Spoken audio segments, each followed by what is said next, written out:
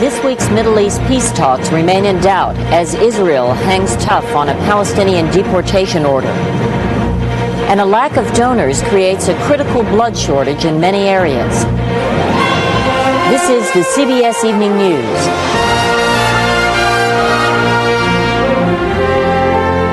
Good evening. Connie Chung reporting. Israel today said it is refusing to budge from its decision to expel 12 Palestinians from the occupied territories, a position that is threatening the peace talks scheduled to resume in Washington Tuesday.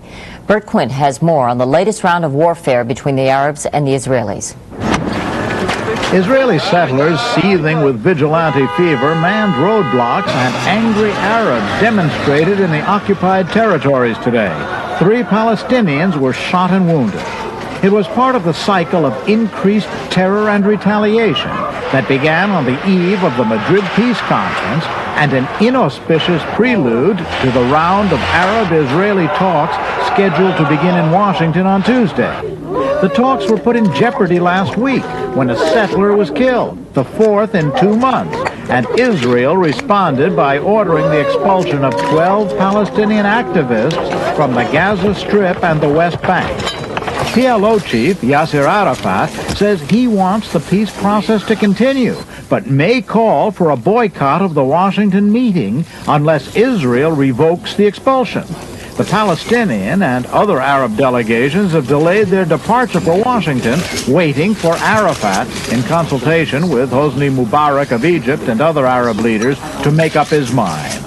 The Israelis said today they're going to Washington, and they said Israel has no intention of taking back the deportation order, even though the United States condemned it. Every time there will be a killing, we will then be stopped from doing something because someone will say, but your reaction is untimely. And I think that the killing of Israelis is untimely, and it is time for us to do something to stop it.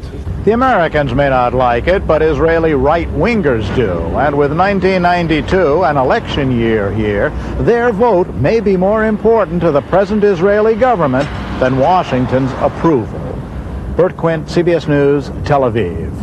Japan reportedly will relax inspections of imported cars, a move that would increase the sale of American automobiles. That report emerged from a Japanese news service just 2 days before President Bush is scheduled to arrive in Tokyo. But Bush administration officials say they know nothing about it. The president is in Seoul, South Korea tonight. Randall Pinkston reports. In South Korea today, President Bush began the final warm-up to his all-important trade mission to Japan.